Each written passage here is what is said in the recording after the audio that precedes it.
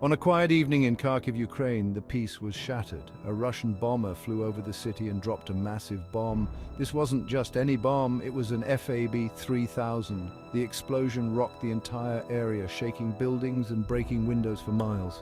People ran for cover as sirens blared and emergency services rushed to the scene. The city, once known for its universities and parks, was now a scene of chaos. Local authorities quickly issued warnings, telling people to stay indoors. The air was filled with dust and smoke, making it unsafe to be outside. Hospitals prepared for an influx of patients, but the true extent of the damage was still unknown. As night fell, Kharkiv was in shock, facing a long night filled with fear and uncertainty. The FAB-3000 is not a new weapon. It's been in Russia's arsenal for decades. FAB stands for Fugosnaya aviaционная bomba, meaning high explosive aviation bomb. The number 3000 refers to its weight in kilograms, about 6,600 pounds. This bomb is massive, as tall as a person with a diameter of about 3 feet. The FAB-3000 is not a smart bomb, it lacks guidance systems. Pilots drop it from high altitudes and gravity does the rest, making it less accurate but extremely powerful. The explosive power can destroy large buildings and create craters 15 meters wide. The blast wave can knock down structures hundreds of meters away and shatter windows up to a kilometer from the impact site.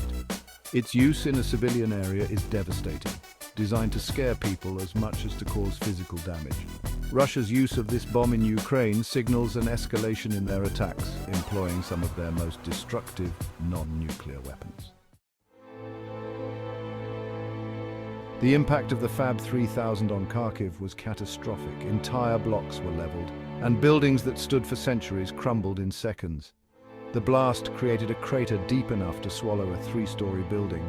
Surrounding streets were covered in rubble and debris, making roads impassable. Infrastructure took a heavy hit, water mains burst, electricity was cut off, and gas lines ruptured, causing fires. The city's famous Freedom Square and historical buildings like the Kharkiv State Academic Opera and Ballet Theatre and the Assumption Cathedral suffered significant damage. These were more than just buildings. They were part of Kharkiv's cultural heritage. The shockwave affected buildings for miles around, shattering windows in homes and offices. Cars were overturned and trees were uprooted in parks. The physical scars on the city will take years, if not decades, to heal. Maria Petrova, a local shopkeeper, described the moment of impact. Maria Petrova: "It was like the world exploded. One second I was arranging flowers, the next I was on the floor, covered in glass." Maria's shop was half a mile from the blast site, showing how far the damage spread. Firefighter Yuri Kovalenko was one of the first responders. "Yuri Kovalenko, we arrived to a scene of total chaos. People were screaming, buildings were on fire. We didn't know where to start." Yuri and his team worked through the night, pulling survivors from the rubble. Kharkiv's mayor, Ihor Terekov, called the attack a tragedy beyond words and a clear war crime. Terekov called for more international support, saying the city needed help to rebuild and protect itself. Local hospitals were overwhelmed, treating everything from minor cuts to severe crush injuries. The medical staff worked tirelessly despite the risks of more attacks. The human cost of the bombing was severe, with over 100 dead and hundreds more injured.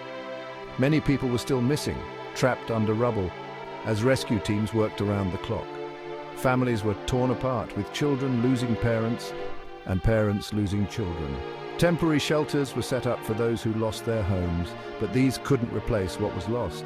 The psychological impact was immense, with people struggling with PTSD, anxiety, and depression. Dr. Mykola Cherenko, a local psychologist, warned of a looming mental health crisis. The city didn't have enough resources to help everyone who needed it, especially children showing signs of trauma. Schools that weren't destroyed were closed, and many kids had nightmares and were afraid to go outside. Parents struggled to explain what happened, facing a long and difficult road to healing. The psychological scars would take years to heal, if ever.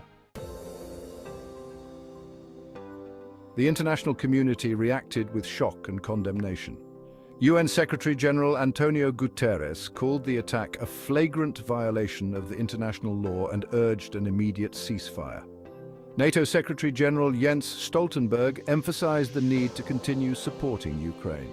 Many countries offered aid, with the European Union promising emergency funds and the United States announcing a new package of humanitarian assistance. Neighboring countries like Poland and Romania opened their borders to refugees. International rescue teams arrived to help local efforts, and human rights organizations called for an investigation into war crimes. The Red Cross mobilized resources to help victims, sending medical supplies and setting up field hospitals. Despite the outpouring of support, many felt it wasn't enough. Ukrainian President Volodymyr Zelensky addressed world leaders, calling for action and protection. His words echoed the frustration of many Ukrainians who felt abandoned in their darkest hour.